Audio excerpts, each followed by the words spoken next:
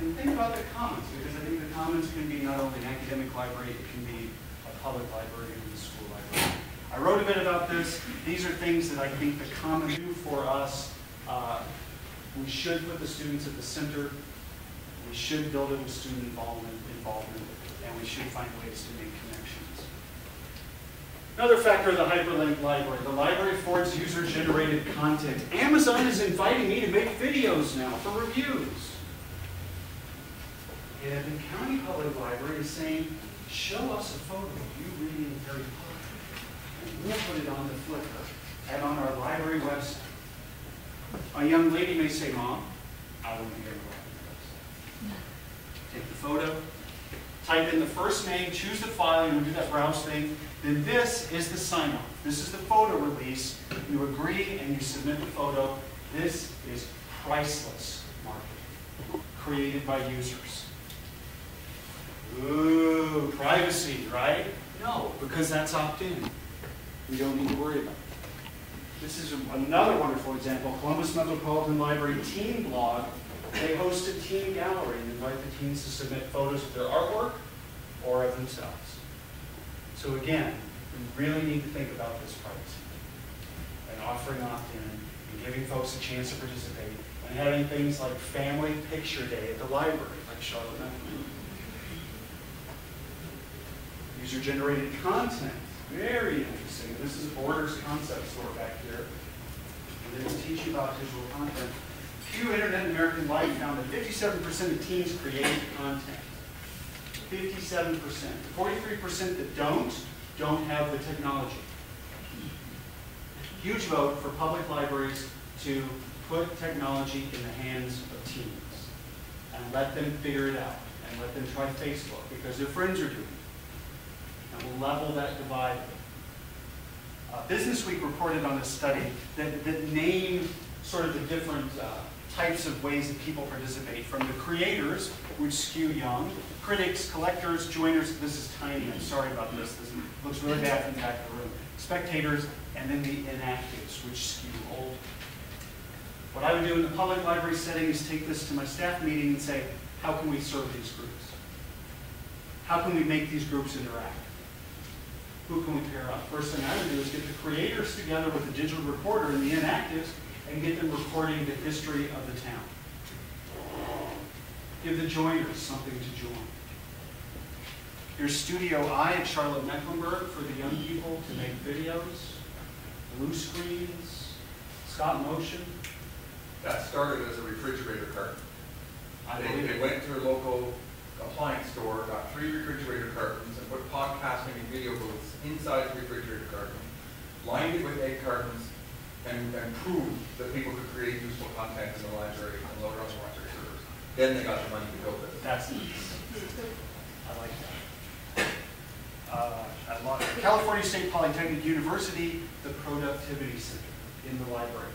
We'll see more of this, more of these spaces devoted to creation. Look at this. The Faculty Technology Lab at Elmhurst College gives faculty the tools as well and shows them how to use it. Very interesting. Okay, another part of the hyperlink library. This is very interesting. Let me have a sip of my water. You guys doing okay? We're on the downside. I appreciate your attention. This late in the day. Okay, the library redefines LIS jobs. Who knew? Did you know that when you graduate, that you could have one of these jobs? That these are job titles that are out in our literature? Who knew that there might be a librarian 2.0 at Kingston Frontenac Public Library in Ontario that would do all the things that we're talking about today? So they didn't get money for this position, so they didn't have one. I met the young man that got this job in 2006. Yeah. Did he lose his job? No, Yeah. no money.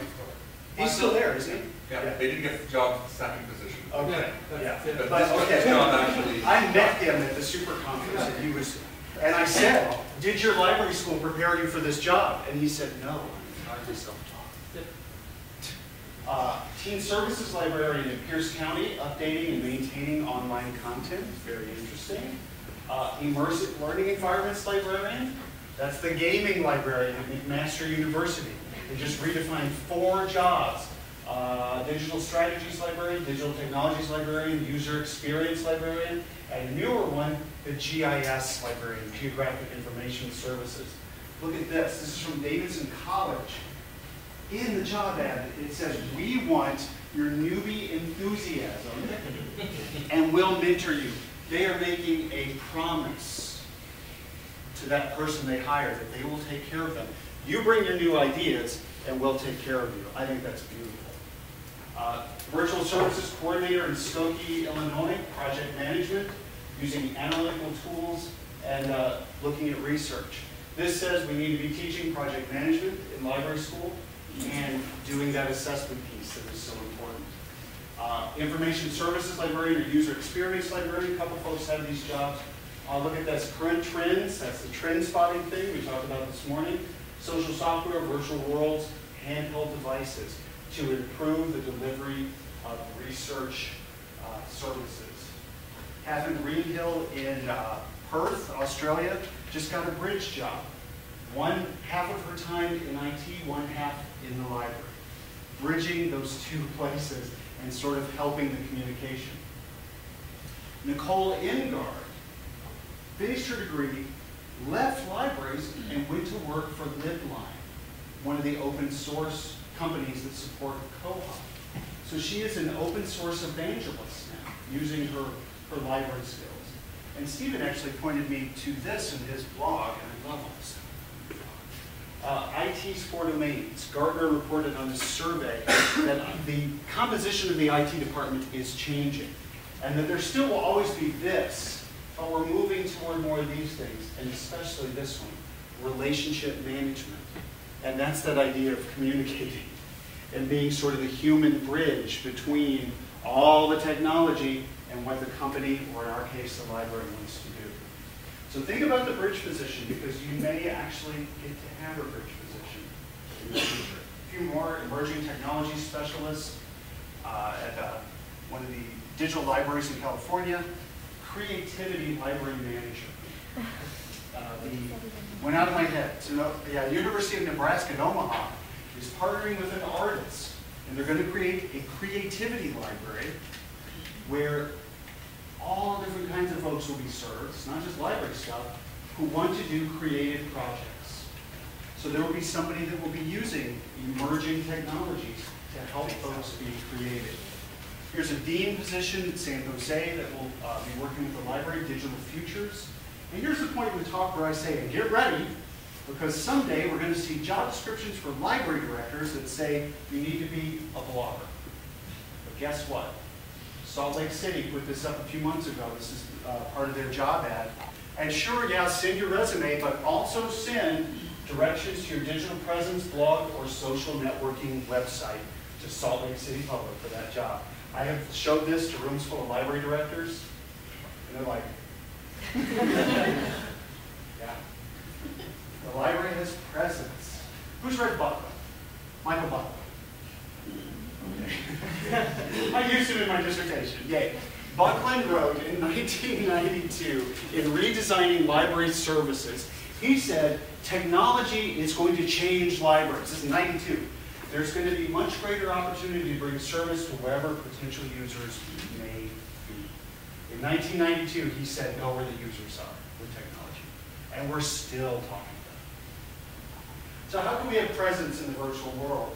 We might have videos on YouTube, and this is Allen County Public Library, and some of the best videos I've ever seen made for libraries are here. It might be a MySpace page, like Keene University Library, sharing what the library does with MySpace friends. It might be Flickr in Gwinnett County Public Library, and their sort of micro website at Flickr. It might be Mevo, which is embedding an IM widget in a library's contact us page. And this is Darien Library in Darien, Connecticut. Here's the University of Greensboro, University of North Carolina, Greensboro. Again, the university librarian is embedded in the web page. What I want to see is the capability for us to put this in every single page served out by and for the library. Topeka Shawnee did this with their catalog. They hacked it. On the results not found page, you get access to a librarian.